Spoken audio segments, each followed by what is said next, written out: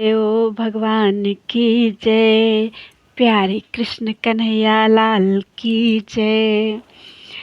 श्रीमद् देवी भागवत महापुराण तृतीय स्कंध चल रहा है, प्रथम खंड का, और 13 अध्याय कल हो चुके थे। आज चतुर्दशो अध्याय, 14वें अध्याय से देवी महात्म्य से संबंधित राजा ध्रुव संधि की कथा।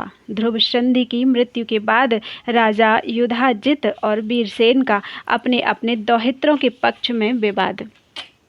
जन्मेजय बोले, हे द्विज, मैंने विष्णु द्वारा किए गए देवी यज्ञ के विषय में विस्तार पूर्वक सुन लिया। अब आप मुझे विस्तृत रूप से भगवती की महिमा बताइए। हे विप्रेंद्र, देवी का चरित्र सुनकर मैं भी वह उत्कृष्ट देवी यज्ञ अवश्य करूंगा और इस प्रकार आपकी कृपा से पवित्र हो जाऊंगा।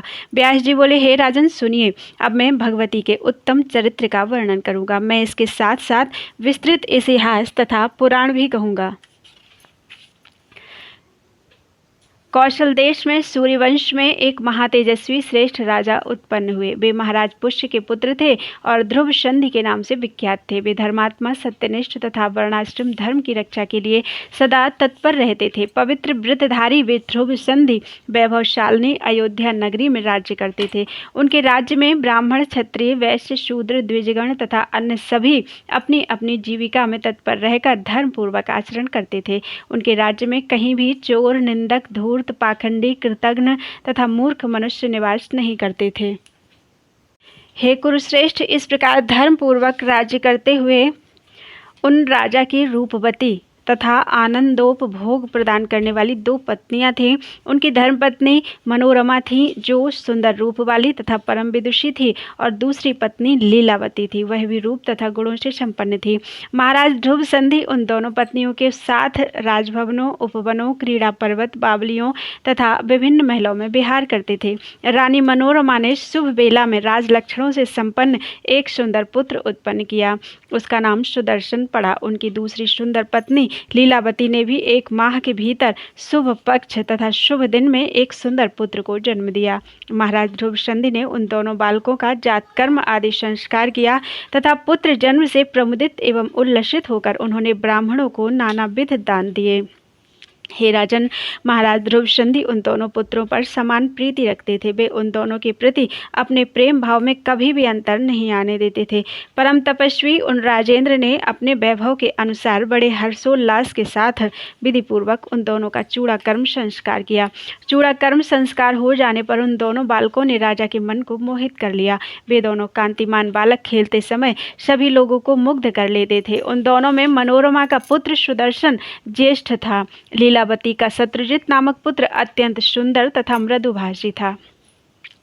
उसके मधुरभाषी तथा अत्यंत सुंदर होने के कारण राजा उससे अधिक प्रेम करने लगे और उसी तरह से वह प्रजाजनों तथा मंत्रियों का भी प्रिय पात्र बन गया। शत्रुजित के गुणों के कारण राजा का जैसा प्रेम उस पर हो गया, वैसा प्रेम सुदर्शन के प्रति नहीं था। वे सुदर्शन के प्रति मंदभागी होने के कारण कम अनुराग रखने लगे। इस प्रकार कुछ समय बीत जाने पर आखेट के प्रति सदा तत्पर रहने वाले नृपश्रेष्ठ ध्रुव संधि आखेट के लिए वन में गए। वो राजा ध्रुव संधि वन में रुरु मृगों, बनेले सुअरों, गवैयों, खरगोशों, भैंसों, सर्पों तथा गैंडों को मारते हुए आखेट करने लगे। जब महाराज उस गहन तथा महाभयंकर वन में शिकार खेल रहे थे, उसी समय महान रोष में भरा हुआ एक सिंह झाड़ी से निकला। पहले तो राजा ने उसे बाण से आहत कर दिया, तब अत्यंत कोपाविष्ट वह सिंह उन्हें अपने सामने देखकर मेघ के समान गरजने लगा। अपनी पूंछ खड़ी करके तथा गर्दन के लंबे केशों को छितराकर अत्यंत कुपित वह सिंह राजा को मारने के लिए छलांग लगाकर उन पर झपटा। तब उसे देखकर राजा ने भी तत्काल अपने हाथ में तलवार धारण कर ली और बाएं हाथ में ढाल लेकर दूसरे सिंह के समान खड़े हो गए। यह देखकर उनके जो सेवकगण थे, वे सभी अत्यंत कुपित हो उठे और रोषपूर्वक उस सिंह पर अलग अलग बाणों से प्रहार करने लगे। वहां महान हाहाकार मच गया तथा भीषण प्रहार होने लगा। इसी बीच वह भयानक सिंह राजा पर टूट पड़ा। उसे अपने ऊपर झपटते देखकर राजा ने खड्ग से उस पर प्रहार किया। उस सिंह ने भी राजा के समीप आकर अपने भयानक तथा तीक्ष्ण नखों से राजा को छत विछत कर डाला। नखों के प्रहार से आहत होकर राजा गिर पड़े और उनकी मृत्यु हो गई। इससे सभी सैनिक और भी क्रोधित हो उठे। तब वे बाणों से सिंह पर भीषण प्रहार करने लगे। इस प्रकार राजा ध्रुव संधि तथा वह सिंह दोनों मर गए। तदनंतर सैनिकों ने आकर मंत्री प्रवरों को यह समाचार बताया। राजा के परलोक गमन का समाचार सुनकर उन श्रेष्ठ मंत्रियों ने उस वन में जाकर उनका दाह संस्कार करवाया। वहीं पर गुरु वशिष्ठ ने परलोक में सुख प्रदान करने वाले सभी श्राद्ध आदि पारलौकिक कृत्य विधि पूर्वक संपन्न करवाए। तदनंतर प्रजाजनों, मंत्रियों तथा महामुनि वशिष्ठ ने सुदर्शन को राजा बनाने के उद्देश्य से आपस में विचार विमर्श किया। श्रेष्ठ मंत्रियों ने कहा कि सुदर्शन महाराज की धर्मपत्नी मनोरमा के पुत्र हैं, शांत स्वभाव वाले पुरुष हैं तथा सभी लक्षणों से संपन्न हैं, अतः ये राज सिंहासन के योग्य हैं। गुरु वशिष्ठ ने भी वही बात कही कि महाराज का यह पुत्र सुदर्शन राजपद के योग्य है, क्योंकि बालक होते हुए भी धर्मपरायण राजकुमार ही राज सिंहासन का अधिकारी होता है। वयोवृद्ध मंत्रियों के द्वारा इस प्रकार विचार करने के उपरांत यह समाचार सुनकर उज्जैनी नरेश राजा युधाजित शीघ्र ही वहां आ पहुंचे। लीलावती के पिता युधाजित अपने दामाद की मृत्यु के विषय में सुनकर अपने दौहित्र के हित की कामना से उस समय शीघ्रतापूर्वक वहां आए। उसी समय सुदर्शन के हित साधन के उद्देश्य से मनोरमा के पिता कलिंगाधिपति महाराज वीरसेन भी वहां आ गए। सेनाओं से संपन्न तथा एक दूसरे से भयभीत वे दोनों राजा राज्य के अधिकारी का निर्णय करने के लिए प्रधान अमात्यों के साथ मंत्रणा करने लगे। युधाजित ने पूछा कि इन दोनों राजकुमारों में ज्येष्ठ कौन है? ज्येष्ठ ही राज्य प्राप्त करता है, कनिष्ठ कदापि नहीं। उसी समय वीरसेन ने भी आकर कहा, हे राजन, मैंने शास्त्रविदों से ऐसा सुना है कि धर्मपत्नी का पुत्र ही राज्य का अधिकारी माना जाता है। युधाजित ने पुनः कहा कि यह शत्रुजित गुणों के कारण ज्येष्ठ है। यह सुदर्शन राजोचित चिन्हों से युक्त होते हुए भी वैसा नहीं है। अपने अपने स्वार्थ के वशीभूत उन दोनों राजाओं में वहां विवाद होने लगा। अब उस महासंकट की परिस्थिति में उनके संदेह का समाधान करने में कौन समर्थ हो सकता था? युधाजित ने मंत्रियों से कहा कि आप लोग अवश्य ही स्वार्थपरायण हो गए हैं और सुदर्शन को राजा बनाकर धन का स्वयं उपभोग करना चाहते हैं। मैंने आप लोगों का यह विचार तो आप सबकी भावभंगिमा से पहले ही जान लिया था। शत्रुजित सुदर्शन से अधिक बलवान है, अतः आप लोगों की सम्मति तो यह होनी चाहिए कि शत्रुजित ही राज सिंहासन पर आसीन होने योग्य है। ऐसा कौन व्यक्ति है जो मेरे जीवित रहते गुणों में बड़े तथा सेना से सुसज्जित राजकुमार को छोड़कर गुणों में छोटे पुत्र को राजा बना सके? इसके लिए मैं निश्चित रूप से घोर संग्राम करूंगा। मेरे खड्ग की धार से पृथ्वी के भी 2 टुकड़े हो सकते हैं, फिर आप लोगों की बात ही क्या है? यह सुनकर वीरसेन ने युधाजित से कहा, हे विद्वन, दोनों ही बालक समान बुद्धि रखते हैं, इनमें भेद ही क्या है? तदनंतर उन दोनों को इस प्रकार परस्पर विवाद करते देखकर प्रजाजनों तथा ऋषियों के मन में व्यग्रता होने लगी। तब एक दूसरे को क्लेश पहुंचाने के लिए उद्यत तथा युद्ध की इच्छा वाले दोनों पक्षों के सामंत सावधान होकर अपनी अपनी सेनाओं के साथ वहां आ पहुंचे। उसी समय महाराज ध्रुवचंद की मृत्यु का समाचार सुनकर श्रृंगवेरपुर में रहने वाले निषादगण राजकोष लूटने के लिए वहां आ गए। दोनों राजकुमार अभी बालक हैं तथा वे आपस में कलह कर रहे हैं। यह सुनकर देश देशांतर के चोर लुटेरे भी वहां आ गए। इस प्रकार वहां पर भारी कलह उपस्थित हो जाने पर युद्ध आरंभ हो गया। युधाजित तथा वीरसेन भी युद्ध के लिए उद्यत हो गए। इति श्रीमद्देवी भागवते महापुराणे अष्टादशसहस्रयां संहितायां तृतीये स्कन्धे युधाजिद वीरसेनयोर्युद्धार्थं सज्जीभवनं नाम चतुर्दशो अध्यायः। बोलो वृंदावन बिहारी लाल की जय। अथ 15वां अध्याय। राजा युधाजित और वीरसेन का युद्ध। वीरसेन की मृत्यु। राजा ध्रुवचंद की रानी मनोरमा का अपने पुत्र सुदर्शन को लेकर भरद्वाज मुनि के आश्रम में जाना तथा वहीं निवास करना। व्यास जी बोले, हे राजन, युद्ध आरंभ हो जाने पर क्रोध एवं लोभ के वशीभूत उन दोनों राजाओं ने लड़ने के लिए शस्त्र उठा लिए और तब उनके बीच भयानक संग्राम आरंभ हो गया। युद्ध के लिए कृत संकल्प वे विशाल बाहु राजा युधाजित धनुष धारण करके अपनी सेना तथा वाहन आदि के साथ रणभूमि में डट गए। इधर इंद्र के समान तेजस्वी राजा वीरसेन भी क्षत्रियोचित धर्म का अनुसरण करते हुए अपने दौहित्र के हित साधन हेतु विशाल सेना के साथ रण क्षेत्र में उपस्थित हो गए। सत्य पराक्रमी राजा वीरसेन ने युधाजित को सम्रांगण में उपस्थित देखकर क्रोधयुक्त होकर इस प्रकार बाणों की वृष्टि आरंभ कर दी। मानो पर्वत पर मेघ जल बरस रहा हो। राजा वीरसेन ने पत्थर पर घिसकर तीक्ष्ण बनाए गए द्रुतगामी तथा सीधे प्रवेश करने वाले बाणों से युधाजित को आच्छादित कर दिया और युधाजित के द्वारा छोड़े गए अत्यंत तीव्रगामी बाणों को उन्होंने अपने बाणों से टुकड़े टुकड़े कर दिया। इस प्रकार हाथियों, रथों तथा घोड़ों से अति भयंकर युद्ध होने लगा, जिसे देवता, मनुष्य तथा मुनिगण देख रहे थे। मांस भक्षण की लालसा वाले कौवे, गीध आदि पक्षियों के विस्तृत समूह से शीघ्र ही वहां का आकाशमंडल ढक गया। उस युद्ध भूमि में हाथियों, घोड़ों तथा सैन्य समूह के शरीर से निकले रक्त से अद्भुत तथा भयंकर नदी बह चली, जो लोगों को उसी प्रकार दिखाई पड़ रही थी जैसे यमलोक के मार्ग में प्रवाहित वैतरणी पापियों को भयावह दिखती है। तीव्र धार के वेग से कटे हुए तट वाली उस नदी में मनुष्यों के केश युक्त इधर उधर बिखरे मस्तक खेलने में तत्पर बालकों द्वारा यमुना में फेंके गए तुम्बी फलों के समान प्रतीत हो रहे थे। रथ से गिरे हुए किसी मृत वीर को पृथ्वी पर पड़ा हुआ देखकर मांस की इच्छा से गीध उसके ऊपर मंडराने लगते थे। इससे ऐसा प्रतीत होता था मानो उस वीर का जीव अपने शरीर को अति सुंदर देखकर अत्यंत विवश हो उसमें पुनः प्रवेश करने की इच्छा कर रहा हो। युद्ध भूमि में हत कोई वीर योद्धा सुंदर विमान में आरूढ़ होकर अपनी गोद में बैठी हुई किसी देवांगना से अपना मनोभाव इस प्रकार व्यक्त करता था, हे करभोरु, इस समय बाणों से आहत होकर धरती पर पड़े हुए मेरे इस कांति युक्त शरीर को देखो। शत्रु के द्वारा मारा गया एक वीर ज्यों ही अंतरिक्ष में पहुंचा और अप्सरा के पास जाकर विमान में बैठा, त्यों ही उसकी अपनी प्रिय स्त्री अपना शरीर अग्नि को भली भांति समर्पित करके पुनः दिव्य शरीर पाकर अपने पति के पास जा पहुंची। उस युद्ध में दो वीर परस्पर एक दूसरे के शस्त्र प्रहार से आहत होकर मर गए और साथ ही साथ स्वर्गलोक में पहुंचे। वहां पर भी एक अप्सरा को प्राप्त करने के लिए वे दोनों वीर शस्त्रयुक्त होकर एक दूसरे को मारने हेतु युद्ध करने लगे। कोई अनुरागमय युवा वीर अतिशय रूपवती तथा गुणवती अप्सरा को प्राप्त करके अत्यंत बढ़ा चढ़ाकर अपने गुणों का वर्णन करते हुए उसके प्रति भक्ति परायण होकर प्रयत्न पूर्वक उस प्रेमदायिनी के गुण आदि का अनुकरण करने लगा। घोर युद्ध के कारण रणभूमि से उड़ी हुई अत्यधिक धूल ने अंतरिक्ष स्थित सूर्य को ढक दिया और दिन में ही रात हो गई। पुनः वही धूल जब अथाह रक्त सिंधु में विलीन होने लगी, तब अत्यंत प्रभाव वाले सूर्य अचानक प्रकट हो गए। कोई युवक वीर युद्ध में मरकर स्वर्ग पहुंचा तो उसे एक सुंदर रूप वाली देव कन्या मिली, जो उसके ऊपर आसक्त हो गई, किंतु ब्रह्मचर्य व्रत के नाश होने से भयभीत उस चतुरवीर ने उसे स्वीकार नहीं किया। उसने सोचा कि ऐसा करने से मेरे अनुरूप यह ब्रह्मचारी शब्द व्यर्थ हो जाएगा।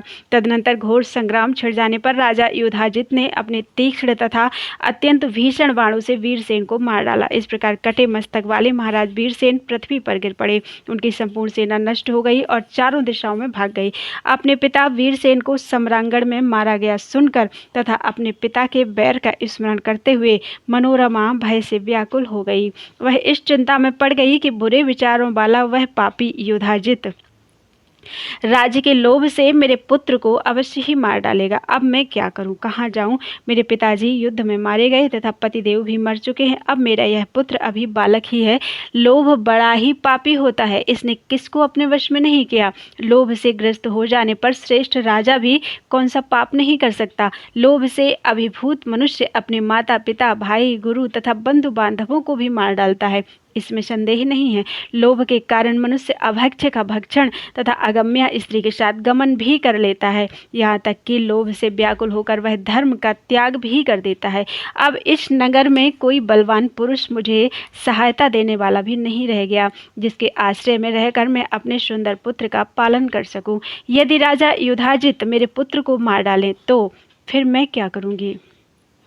इस संसार में मेरा कोई रक्षक नहीं है जिसके सहारे मैं निश्चिंत रह सकूं। मेरी सौत लीलावती भी मुझे सदा बैरभाव रखती है, अतः वह भी मेरे पुत्र पर दया नहीं करेगी। युधाजित के रणभूमि से लौटकर आ जाने पर मेरा यहाँ से निकल भागना संभव नहीं हो सकेगा। वह मेरे पुत्र को बालक जानकर उसे कारागार में डाल देगा। सुना जाता है कि पूर्व काल में इंद्र ने अपने वज्र को अत्यंत छोटा बनाकर अपनी सौतेली माता दिति के गर्भ में प्रवेश करके गर्भस्थ शिशु को काटकर उसके 7 टुकड़े कर दिए थे। इसके बाद उसने पुनः पुनः एक एक टुकड़े के साथ साथ खंड कर दिए थे। वे ही आगे चलकर देवलोक में 49 मरुत के रूप में प्रतिष्ठित हुए। मैंने यह भी सुना है कि पूर्व काल में एक राजा की किसी रानी ने अपनी सौत के गर्भ को नष्ट करने के उद्देश्य से उसे विष दे दिया था।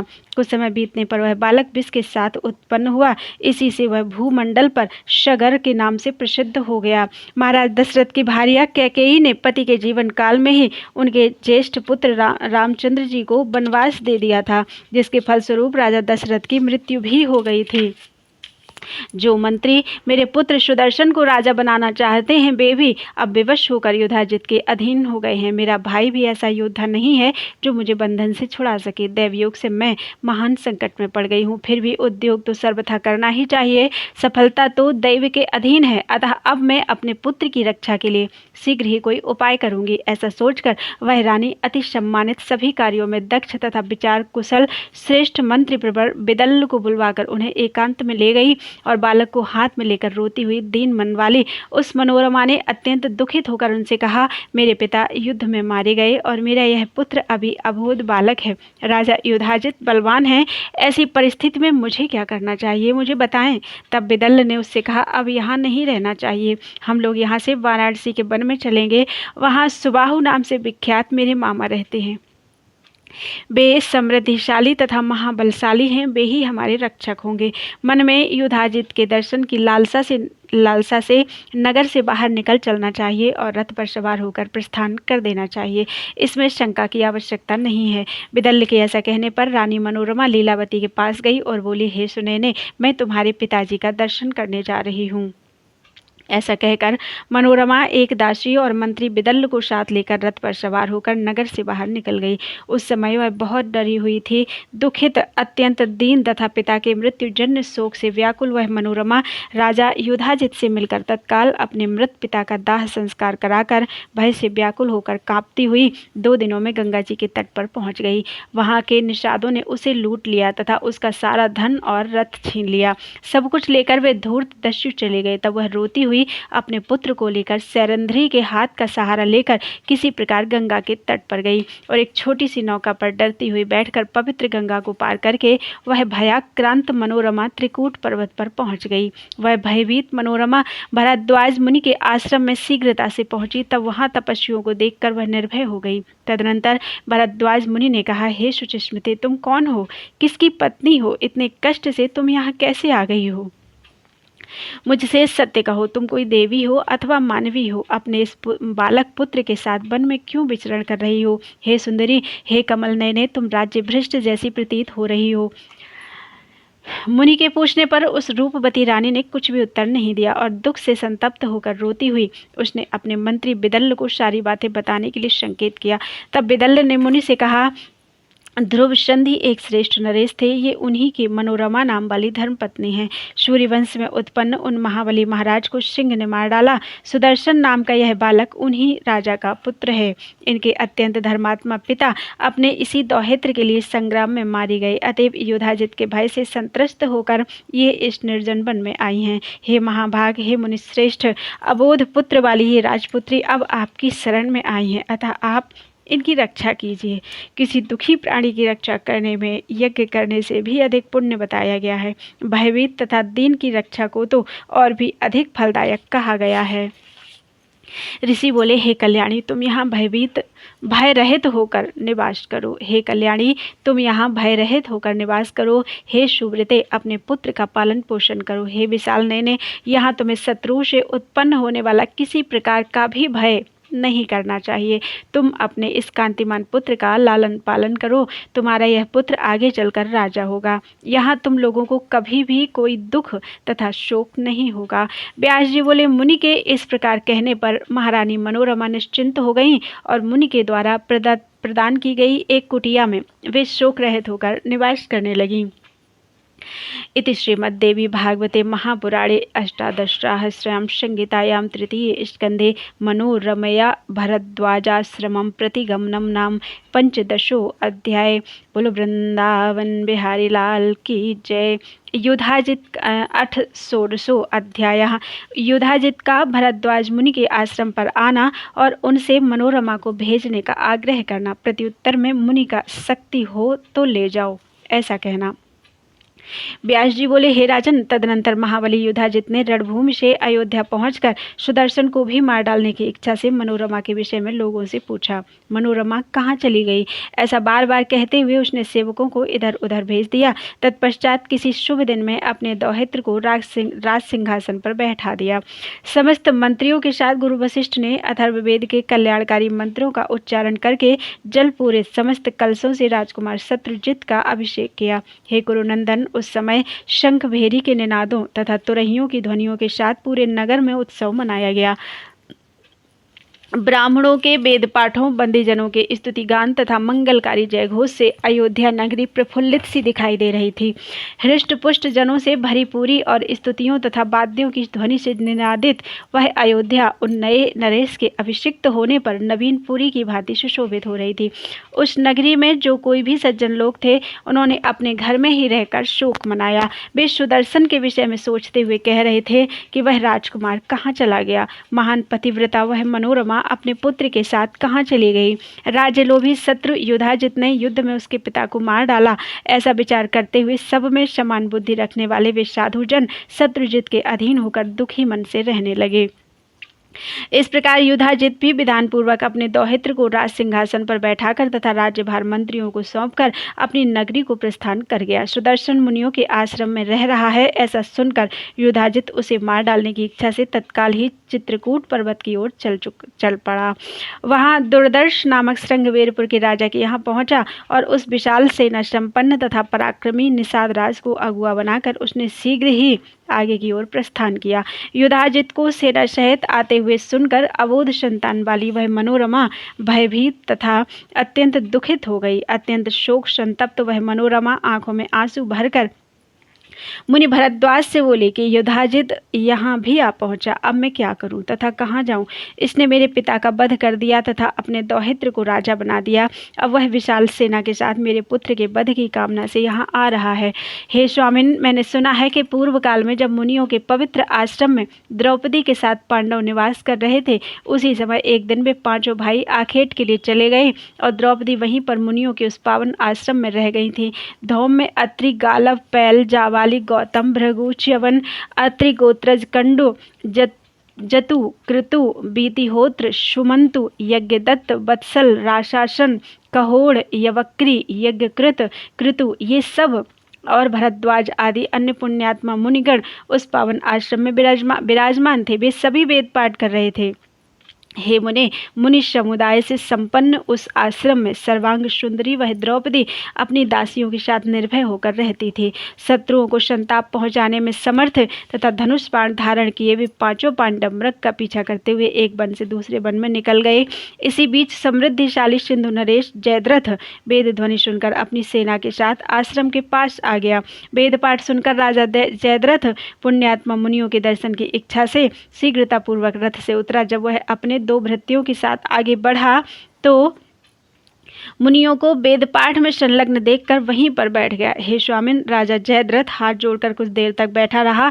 इसके बाद वह मुनियों से भरे हुए उस आश्रम में प्रविष्ट हुआ। तत्पश्चात मुनियों की पत्नियां तथा अन्य स्त्रियां वहां बैठे हुए राजा जयद्रथ को देखने की इच्छा से वहां आ गईं और लोगों से पूछने लगी, यह कौन है। उन्हीं स्त्रियों के साथ परम सुंदरी द्रौपदी भी आई थी।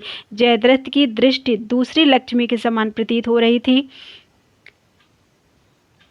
जयद्रथ की दृष्टि दूसरी लक्ष्मी के समान प्रतीत हो रही उस द्रौपदी पर पड़ गई। दूसरी देवकन्या की भांति प्रतीत हो रही उस श्याम नेत्रों वाली द्रौपदी को देखकर राजा जयद्रथ ने ऋषि धौम्य से पूछा कि यह सुंदर मुख वाली युवती कौन है, यह किसकी पत्नी है, किसकी पुत्री है और किस परम सुंदरी इस परम सुंदरी का नाम क्या है। रूप तथा सौंदर्य से संपन्न यह स्त्री तो धरा पर उतरकर आई हुई साक्षात इंद्राणी की भांति प्रतीत हो रही है।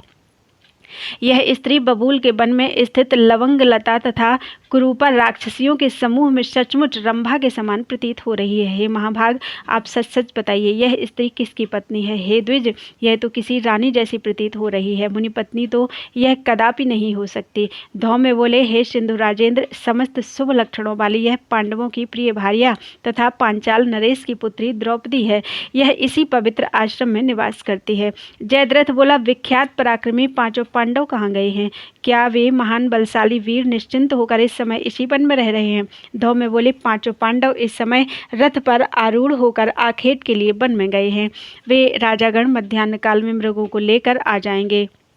मुनि का यह वचन सुनकर वह राजा जयद्रथ अपने आसन से उठा और द्रौपदी के पास जाकर उन्हें प्रणाम करके इस प्रकार बोला, हे परम सुंदरी, आप सकुशल तो है ना? आपके पतिगण कहाँ गए हुए हैं? आपको वन में निवास करते हुए आज 11 वर्ष व्यतीत हो चुके हैं। तत्पश्चात द्रौपदी ने कहा, हे राजकुमार, आपका कल्याण हो। अभी थोड़ी ही देर में पांडव आ जाएंगे, तब तक आप आश्रम के समीप ही विश्राम कीजिए। उसके ऐसा कहने पर लोभ से आक्रांत उस वीर जयद्रथ ने मुनिवरों की अवहेलना करके द्रौपदी का हरण कर लिया। मनोरमा ने कहा, हे स्वामिन, अतएव बुद्धिमान लोगों को चाहिए कि वे किसी पर भी विश्वास ना करें। ऐसा करने वाला व्यक्ति दुख प्राप्त करता है। इस विषय में राजा बलि उदाहरण है। विरोचन पुत्र राजा बलि वैभव संपन्न, धर्मपरायण, सत्य प्रतिज्ञ, यज्ञकर्ता, दानी, शरणदाता तथा साधुजनों के सम्मान्य थे। प्रहलाद के पौत्र व राजा बलि कभी अधर्म का आचरण नहीं करते थे। उन्होंने दक्षिणायुक्त 99 यज्ञ किए थे। फिर भी सत्वगुण की साक्षात मूर्ति, योगियों द्वारा सदा आराधित तथा विकारों से रहित भगवान विष्णु भी देवताओं का प्रयोजन सिद्ध करने के लिए कश्यप से उत्पन्न हुए और उन्होंने वामन का कपट वेश धारण करके छल पूर्वक उनका राज्य तथा सागर समेत पृथ्वी ले ली। विरोचन के पुत्र बलि एक सत्यवादी राजा थे। मैंने तो ऐसा सुना है कि भगवान विष्णु ने इंद्र के लिए ही यह कपट किया था। जब साक्षात सत्व की मूर्ति भगवान विष्णु ने बलि का यज्ञ ध्वंस करने की कामना से वामन रूप धारण करके ऐसा किया, तब अन्य लोग क्यों नहीं करेंगे? अतएव हे स्वामिन, किसी पर कभी भी विश्वास नहीं करना चाहिए, क्योंकि यदि चित्त में लोभ रहता है तो पाप करने में किसी भी प्रकार का डर ही क्या। हे मुने, लोभ के वशीभूत प्राणी सभी प्रकार के पाप कर बैठते हैं। उस समय किसी को परलोक का किंचित मात्र भी भय नहीं रहता। लोभ से नष्ट हुए चित्त वाले प्राणी दूसरों का धन हड़पने के लिए मन, वचन तथा कर्म से सम्यक तत्पर रहते हैं। देवताओं की निरंतर आराधना करके मनुष्य उनसे धन की कामना करते हैं। यह निश्चित है कि वे देवता अपने हाथों से धन उठाकर उन्हें देने में पूरी तरह से समर्थ नहीं हैं, किंतु व्यवसाय, दान, चोरी अथवा बलपूर्वक लूट आदि किसी भी माध्यम से मनुष्य का अभिलषित धन उन देवताओं द्वारा दूसरे के पास ला करके उन्हें दे दिया जाता है। विक्रय करने के लिए पर्याप्त धान्य तथा वस्त्र आदि का संग्रह करके वैसे इस भावना से देवताओं की पूजा करता है कि मेरे पास विपुल धन हो जाए। हे परंतप, क्या इस व्यापार के द्वारा दूसरों का धन ग्रहण करने की उन्हें इच्छा नहीं होती? वस्तु का संग्रह करने के बाद से भी वह भाव महंगा होने की इच्छा करने लगता है। हे ब्रह्मन, इस प्रकार सभी प्राणी दूसरों का धन ले लेने के लिए निरंतर तत्पर रहते हैं, तो फिर विश्वास कैसा? लोभ तथा मोह से घिरे हुए लोगों का तीर्थ, दान, अध्ययन सब व्यर्थ हो जाता है। उनका किया हुआ वह सारा कर्म ना करने के समान हो जाता है। अतः हे महाभाग, इस युधाजित को घर लौटा दीजिए। हे द्विजोत्तम, जानकी की भांति मैं अपने पुत्र के साथ यहाँ निवास करूंगी। मनोरमा के ऐसा कहने पर तेजस्वी भरद्वाज मुनि राजा युधाजित के पास जाकर उनसे बोले, हे राजन, हे नृपश्रेष्ठ, अपने इच्छानुसार आप अपने नगर को चले जाएं। छोटे बालक वाली यह मनोरमा बड़ी दुखी है, वह नहीं आ रही है।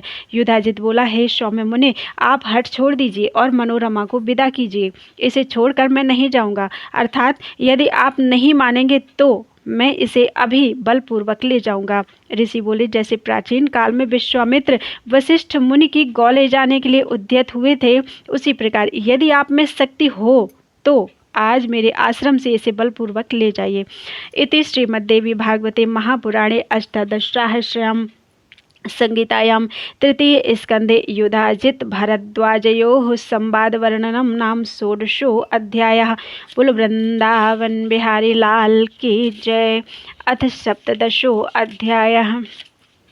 युधाजित का अपने प्रधान अमात्य से परामर्श करना, प्रधान अमात्य का इस संदर्भ में वशिष्ठ विश्वामित्र प्रसंग सुनाना और परामर्श मानकर युधाजित का वापस लौट जाना। बालक सुदर्शन को दैवयोग से कामराज नामक बीज मंत्र की प्राप्ति, भगवती की आराधना से सुदर्शन को उनका प्रत्यक्ष दर्शन होना तथा काशीराज की कन्या शशिकला को स्वप्न में भगवती द्वारा सुदर्शन का वरण करने का आदेश देना। व्यास जी बोले, हे राजन, भरद्वाज मुनि का यह वचन सुनकर राजा युधाजित ने अपने प्रधान अमात्य को बुलाकर बड़ी सावधानी से उनसे पूछा, हे सुबुद्धे, आप बताएं कि अब मुझे क्या करना चाहिए। हे सुव्रत, क्या मधुर वचन बोलने वाली मनोरमा को पुत्र सहित बलपूर्वक ले चलूं? अपना कल्याण चाहने वाले पुरुष को चाहिए कि वह तुच्छ शत्रु की भी उपेक्षा ना करे, क्योंकि वह राजयक क्षमा रोग के समान बढ़कर मृत्यु का कारण बन जाता है। यहाँ ना कोई सेना है और ना कोई योद्धा ही है जो मुझे रोक सके, अतः मैं अपने दौहित्र के शत्रु उस सुदर्शन को पकड़कर अभी मार डालूंगा। यदि मैं बलपूर्वक इस प्रयत्न में सफल हो जाता हूँ तो उसका राज्य निष्कंटक हो जाएगा। सुदर्शन के मर जाने पर निश्चय ही वह निर्भय हो जाएगा। प्रधान अमात्य ने कहा, हे राजन, ऐसा दुस्साहस नहीं करना चाहिए। अभी आपने भरद्वाज मुनि का वचन सुना ही है। हे मान्य, उन्होंने इस संबंध में विश्वामित्र का दृष्टांत दिया है। प्राचीन समय में गाधितनय विश्वामित्र एक समृद्धिशाली तथा प्रसिद्ध राजा थे। एक बार वे महाराज घूमते हुए महर्षि वशिष्ठ के आश्रम में जा पहुंचे। प्रतापी राजाओं में श्रेष्ठ वे महाराज विश्वामित्र उन्हें प्रणाम करके मुनि द्वारा प्रदत्त आसन पर बैठ गए। उसके बाद महात्मा वशिष्ठ जी ने उन्हें भोजन के लिए निमंत्रित किया। तब वे महायशस्वी गाधिपुत्र विश्वामित्र अपने सैनिकों सहित उपस्थित हो गए। उस समय भक्ष्य तथा भोज्य आदि जो भी आवश्यक हुआ वह सब उनकी नंदिनी गौ ने उपस्थित कर दिया। सेना समेत राजा विश्वामित्र मनोवांछित भोजन करके इसे नंदिनी गौ का प्रभाव समझकर वे राजा उस मुनि श्रेष्ठ वशिष्ठ जी से नंदिनी गौ मांगने लगे। विश्वामित्र बोले, हे मुने, मैं आपको पर्याप्त दूध देने वाली हजारों गौएं दूंगा, आप मुझे यह नंदिनी गौ दे दीजिए। हे परंतप, मैं यही प्रार्थना कर रहा हूँ। वशिष्ठ बोले, हे राजन, यह गौ होम के लिए अवश्य प्रदान करती है, अतः मैं इसे किसी प्रकार भी नहीं दे सकता। आपकी 1000 गौएं आपके ही पास रहें।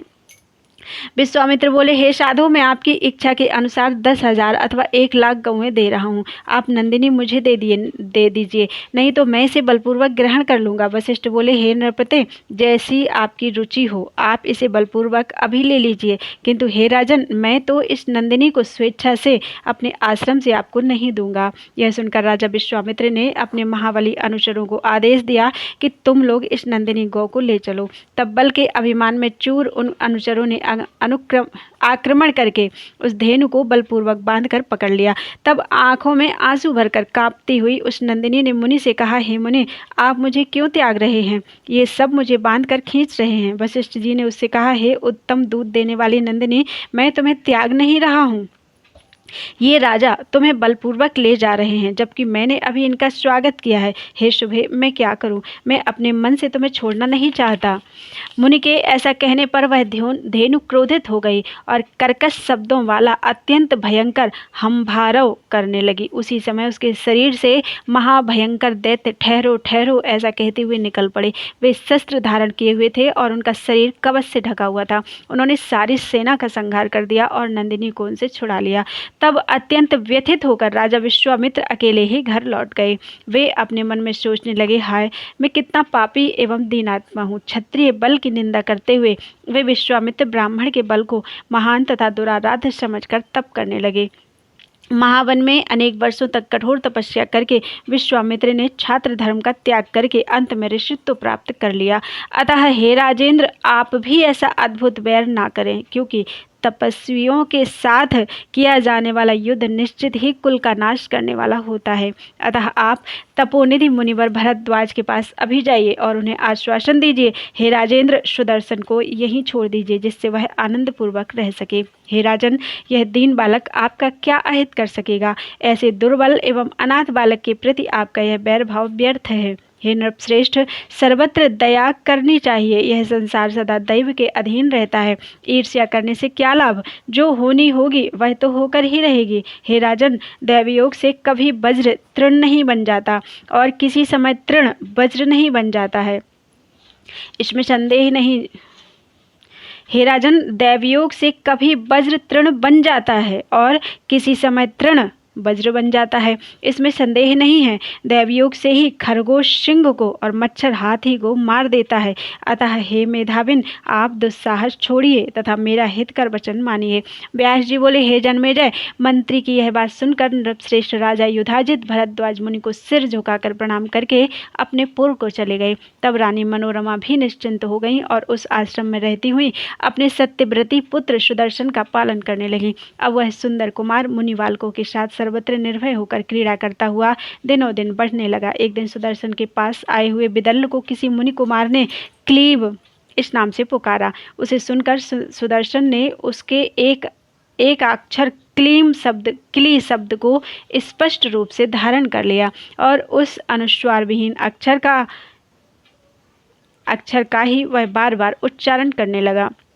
बालक ने इस कामराज नामक बीज मंत्र को मन से ग्रहण कर लिया और उसे हृदयंगम करके आदरपूर्वक जपना प्रारंभ कर दिया। हे महाराज, दैवयोग से ही उस बालक सुदर्शन को यह कामराज नामक अद्भुत बीज मंत्र स्वयमेव प्राप्त हो गया। उस समय केवल 5 वर्ष की अवस्था में ही वह ऋषि तथा छंद से विहीन और ध्यान तथा न्यास रहित मंत्र प्राप्त कर मन ही मन उसे जपता हुआ खेलता तथा सोता था। उस मंत्र को स्वयं सबका सार समझकर वह सुदर्शन उसे कभी नहीं भूलता था। मुनि ने 11वें वर्ष में उस राजकुमार का उपनयन संस्कार किया और उसे वेद पढ़ाया एवं शांगोपांग, धनुर्वेद तथा नीति शास्त्र की विधिवत शिक्षा दी। उस बालक ने उसी मंत्र के प्रभाव से समस्त विद्याओं का सम्यक अभ्यास कर लिया। एक बार उसने देवी के रूप का प्रत्यक्ष दर्शन भी किया। उस समय वे लाल वस्त्र धारण किए थी, उनके विग्रह का रंग भी लाल था और उनके सभी अंगों में रक्त वर्ण के ही आभूषण सुशोभित हो रहे थे। इस प्रकार का दिव्य स्वरूप धारण कर वाहन गरुड़ पर विराजमान उन अद्भुत वैष्णवी शक्ति को देखकर राजकुमार सुदर्शन के मुखमंडल पर प्रसन्नता छा गई। इस प्रकार समस्त विद्याओं का रहस्य जानने वाला वह सुदर्शन उस वन में रहकर जगदम्बा की उपासना करता हुआ नदी तट पर विचरण करने लगा। उसी वन में भगवती जगदम्बा ने उसे धनुष, अनेक तीक्ष्ण बाण, तूणीर तथा कवच प्रदान किए। इसी समय सभी शुभ लक्षणों से युक्त शशिकला नाम से विख्यात काशीराज की परम प्रिय पुत्री ने उसे उस वन में रहने वाले समस्त शुभ लक्षणों से संपन्न, पराक्रमी तथा दूसरे कामदेव के समान प्रतीत होने वाले राजकुमार सुदर्शन के विषय में सुना।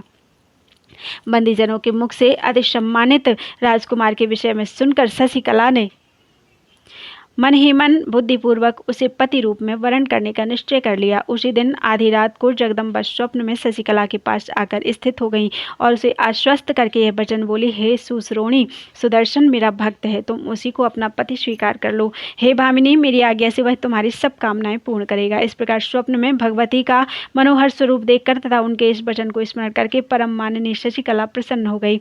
वह प्रसन्नता के साथ उठ गई। उसकी माता ने उसे हर्षित देखकर बार बार प्रसन्नता का कारण पूछा, किंतु उस सुंदरी ने अति लज्जा के कारण कुछ नहीं बताया।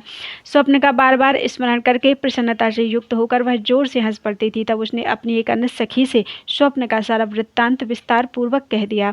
किसी दिन वह विशाल नैनी शशिकला अपनी सखी के साथ चंपा के वृक्षों से सुशोभित एक सुंदर उपवन में विहार के लिए गई। वहां पुष्प चुनती हुई वह एक कुमारी एक चंपा वृक्ष के नीचे खड़ी हो गई।